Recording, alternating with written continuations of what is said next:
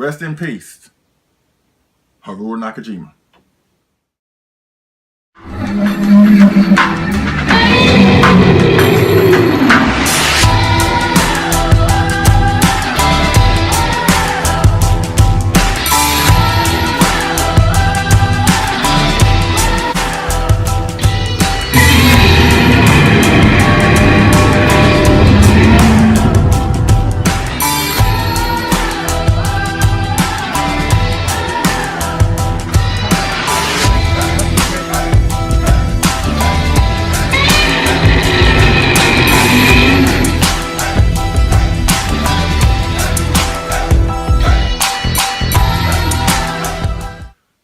What's going on, people? LP2000 right back at you with another video. Thank you once again. Welcome back to Leslie Chambers Kaiju Reviews.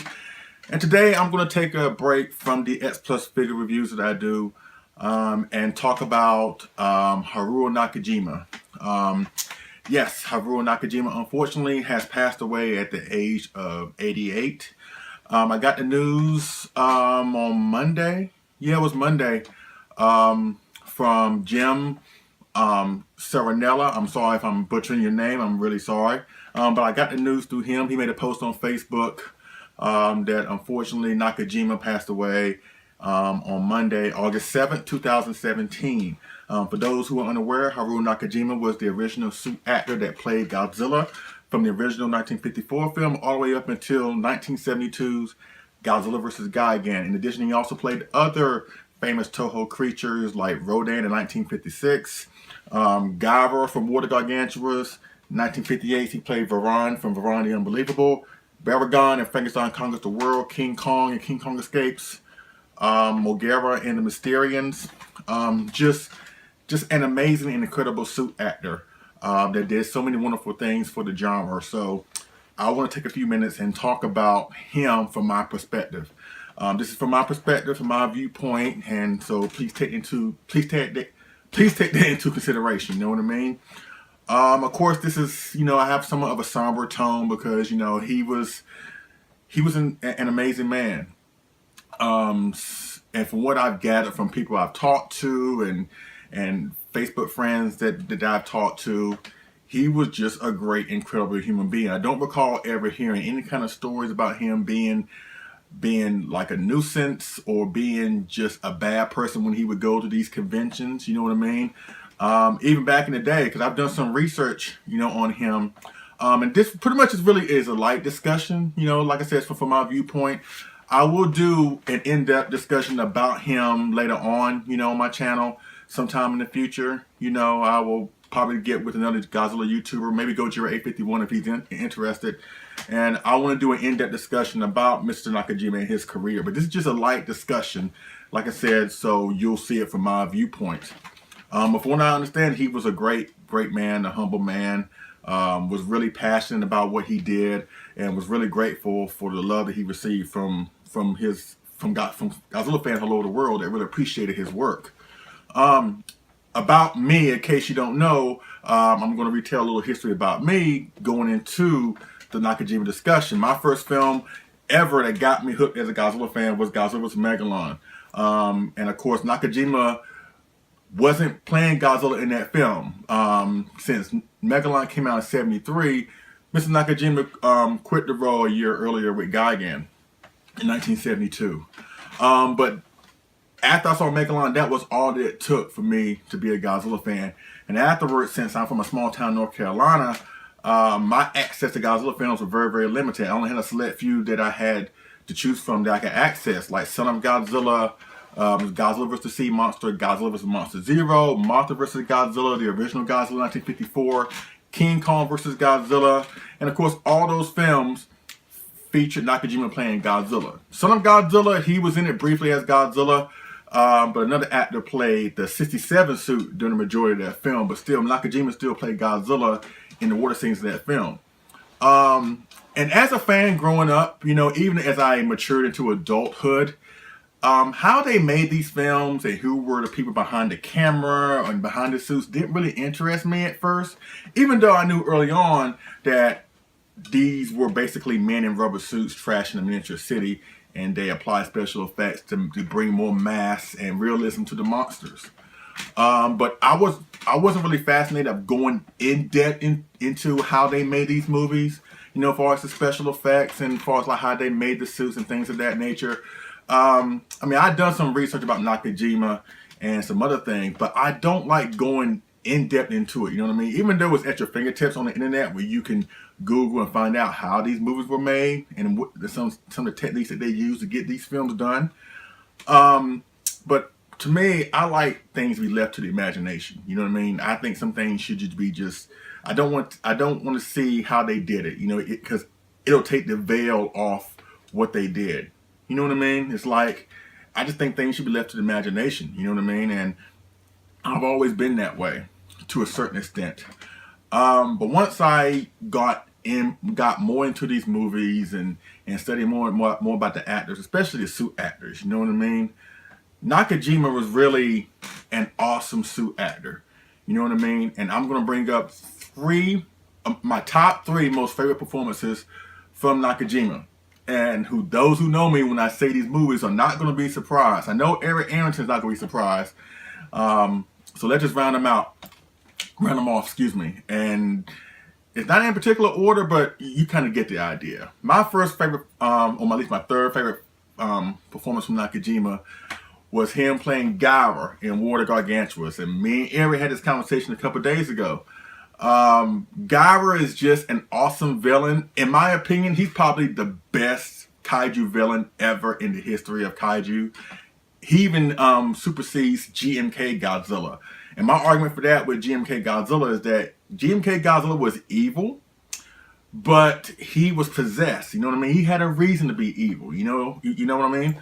He was, possessed by the supernatural spirits of the World War II, dead veterans, and stuff like that. They all transferred their souls into Godzilla, which gave him more of an angry manifestation, a personification in that film. So GMK kind of had a reason to be evil.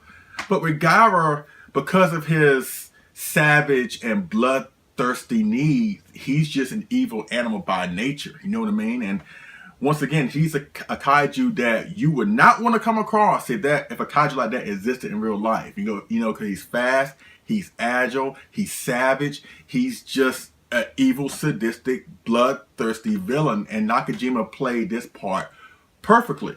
You know what I mean? He's just an awesome villain. And as we grow up and watch these films, we are conditioned to believe that the hero is the one that makes the story. But once you really dig into this film, or in films that involve a sinister, great villain, really Gyra was the one that really held the movie together. You know what I mean? Because Sanderson doesn't show up until midway through. So up until that point, it's all about Gyra. And once Santa is revealed, and once Santa realizes how evil Gyra is, the rest of the movie, goes towards the idea of how to stop Gyra. And all that was through Nakajima's awesome performance as the sinister villain. So yes, that's number 3. War of the Gargantuous, Gyra. Number 2, King Kong Escapes. My favorite King Kong film of all time. I make no bones about it, you know what I mean? Yes, there have been other great King Kong films, like the original, like the 2005, like the recent King Kong Skull Island. But for me, King Kong Escapes is just an awesome, amazing, incredible film. I understand the problems that it has. I understand that the Kong suit didn't look that well. But to me, I think it's the best Kong suit. And of course, Nakajima played King Kong in that film. His performance as King Kong, he was caring. He was savage whenever Susan was threatened. His battle with Mechanic Kong and Gorosaurus were really, really, really good. I just enjoyed that film. It's firing on all cylinders for me. It's the one film, King Kong film, and why it's number 1 for me is it's always entertaining. It's always fun. I watched that film for years and years and years and years and years, and that film never gets old. You know how films, when you watch them when you were younger and you transcend when you're into adulthood and you still watch these films, sometimes they kind of lose their edge or their charm. You know what I mean? But King Kong Escapes has never, ever lost its charm with me. I love that film so much. I love that version of King Kong so much. And I love Nakajima's performance as King Kong. So once again, King Kong Escapes. My second favorite Nakajima performance. And number 1, of course, everybody knows, Mothra vs. Godzilla. Nakajima's performance as Godzilla is amazing. You know what I mean? And this film is probably regarded as one of the best, if not the best, Godzilla films ever. You know what I mean? And one thing that a lot of folks, I think, kind of gloss over when it comes to this film, that this film really, Nakajima was really, with the exception of the original 54 and Varan and Mogera, he's the only suit actor in the film. Because think about it, Mothra, at least the adult version, was a prop that off-camera stagehands will operate. There was nobody really in the suit of Mothra or in the prop. Then the final battle, when he fights the Mothra babies, you know, those were just models. You know, there was nobody inside those, you know, those puppets or whatever. So his performance in that film is really all on him, and it all goes back to the 54, in my opinion. I see a synergy between 54 and 64, how they're very slow-moving, methodical. You know what I mean? In 54, he went straight towards Tokyo when he was antagonized by the military. In 64, Godzilla just didn't have no clear direction where he was going. Wherever he was going, he caused destruction, mayhem, panic. I love how people were fearful of him. Kind of like how Shin Godzilla was. You know, the only time that Godzilla, I mean, I see a little synergy between those two versions of Godzilla too, that whenever Godzilla didn't really change his direction or change how he looked or anything like that. The only time he really changed, like if he was inflicted serious harm upon him.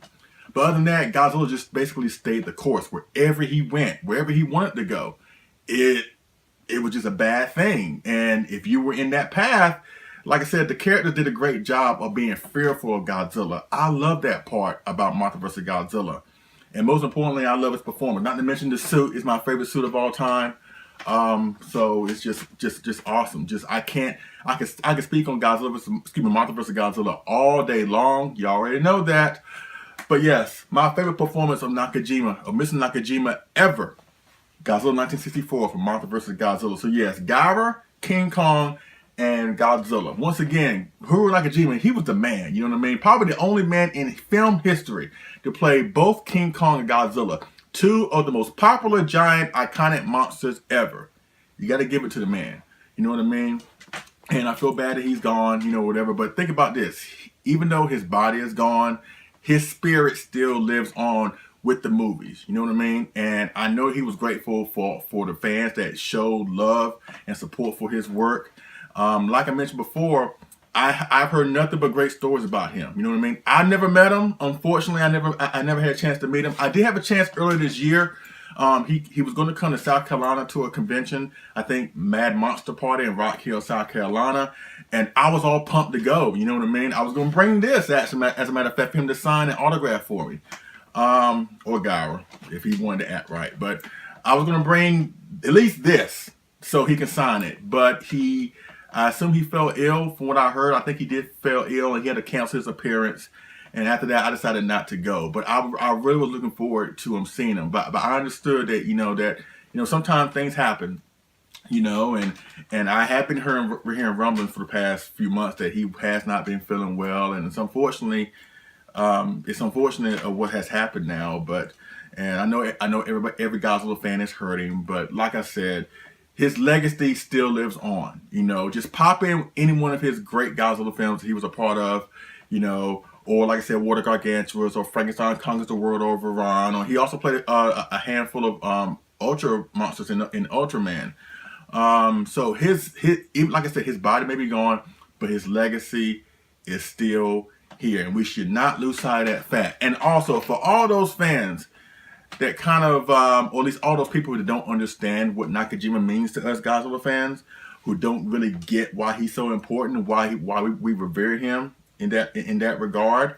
Of course, early on in Toho's production, it was kind of kept secret that Godzilla was really a man inside a suit. They really wanted to keep that secret in a way.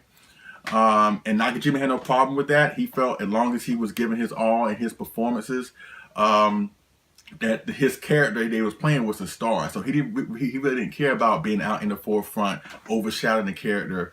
You know what I mean? And that's really awesome too.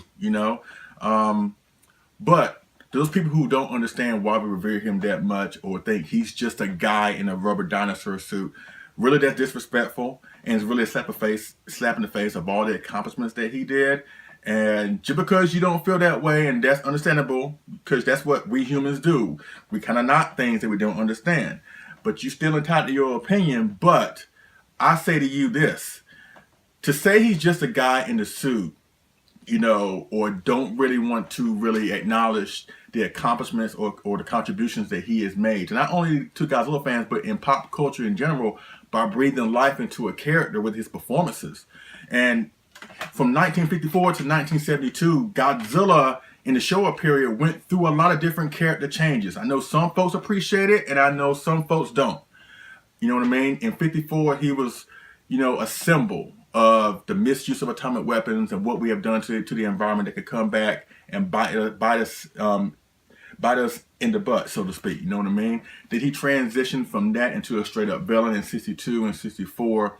Then he went from that to an anti-hero in 66, then to a father figure in 67 and 68, then a full-fledged superhero in 71 and 72. So to go through all those different character arcs with his performances really, really is awesome. Now, you could argue with the Heisei Millennium, Godzilla, basically his characters pretty much stayed the same. There's not much difference between, his performances in Heisei and Millennium. Of course, he tweaked some things here and there, during those respective eras. But in Showa, Godzilla's character arc went all over the place. And I think Nakajima really did a great job conveying that. But to say he's just a guy in a suit, it's just really disrespectful. And I tell you, and I'll say this: say that to the Superman fans or George Reeves when he passed away in 1957 or 59, I believe. Remember George Reeves, who played the TV Superman? And I've read reports that there were kids that were really distraught over him being gone, and they actually thought that Superman was dead or whatever. Tell that to those fans that George Reeves was just a guy in a suit. Or how about the recently deceased Adam West that just passed away not so long ago, who played TV's Batman? Tell that to those fans of Adam West, that he was just a guy in a suit. Or how about Christopher Reeve that died a while ago, who played the first motion picture Superman? Say that to those fans, that he's just a guy in a suit. No. They're not just guys in the suits. They were actors that took a character, made it their own, and made it more than what it really, really, really was. And that's captivating, and that's awesome. So think about that, you know what I mean? And it's unfortunate that Nakajima's name is not known in the mainstream public, just mostly to us Godzilla fans. But when you say George Reeves or Christopher Reeves, you immediately think of Superman. When you say Adam West, you immediately think of Batman. But when you say Haruo Nakajima, not many people really knows the connection between him and Godzilla. I'm sure a lot of people don't even know that he was actually Godzilla, except for like I said, hardcore Godzilla fans. And it's unfortunate that his name is not, is not in conjunction with Godzilla in the consciousness of the mainstream media. I think some of that was by design. Like I said, Nakajima wasn't really that type of person where he wanted all the credit. You know what I mean? But think about that and just realize they're not just guys in suits. They're guys or these actors, awesome, great men. They took their craft very seriously and passionately and created an awesome character or create awesome respective characters which had a positive impact on millions of people all around the world. So think about that next time when you want to say that Haruo Nakajima was just a guy in a suit. No, he was a lot more than that. And doing the research will actually enlighten you on why that's true. You know what I mean? And in closing, I know back in the day, they were like the forefathers of Godzilla that brought these films to life. Inoshiro Honda was the director. Tomoyuki Tanaka was the producer. Akira Ifukube provided the epic, booming music and soundtracks to these films. Eiji Tsuburaya provided the special effects. And Haruo Nakajima was the suit actor, and they depended upon him, at least as far as like advice, not only with suit acting, how to choreograph monster brawls and things of that nature. You know what I mean? And I think out of all of them, of course, a case can be made for each single one of them, like which one was the most crucial member of that team, whatever. And also, Shinichi Sekizawa, who wrote the screenplays to these films. Every single one of those fine gentlemen are important to the Godzilla genre and how they kickstarted this awesome series of films. But in my opinion, I think that Haruo Nakajima was probably the most important and vital member of that machine. Because without him and without his performance, without him making a believable character with his performance, you can have the idea or whatever, but if the person can't do it or implement the idea and make it their own, then if we can't get behind the character, sorry, Gara, sorry. If we can't get behind the character, then what's the point? You know what I mean? So that's why I say that Haruo Nakajima was probably the most important part of that team. That's just my opinion, folks. Like I said, we can agree to disagree. A case can be made for Mr. Honda, Mr. Tanaka, Mr. Ifukube, Mr. Tsuburaya, Mr. Sekizawa.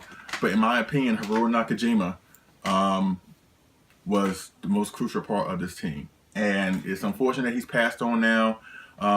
It's really unfortunate. But like I said, he still will continue to live on. His legacy will still inspire millions of Godzilla fans, both old and new, that'll come into the hobby and to the genre every single day. And we have Mr.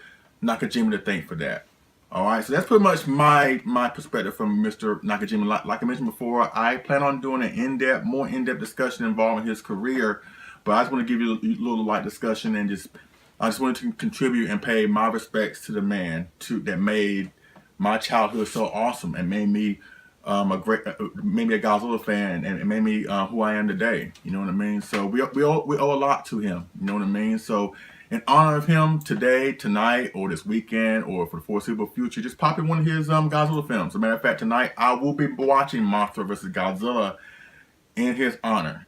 You know what I mean? So thank you for watching. I really do appreciate it. You know what I mean? I'm sorry it's just like a somber video, but I felt compelled to speak about this and to speak about him. He was such a great actor. You know what I mean? He did such great things for the hobby. He did so much great things for the film industry and for the character of Godzilla. Without him, all this would not be possible. And we owe him an invaluable debt of gratitude for that. You know what I mean? So once again, I thank you for watching. I appreciate it. And I will see y'all again on its figure and move review. Rest in peace, Haruo Nakajima.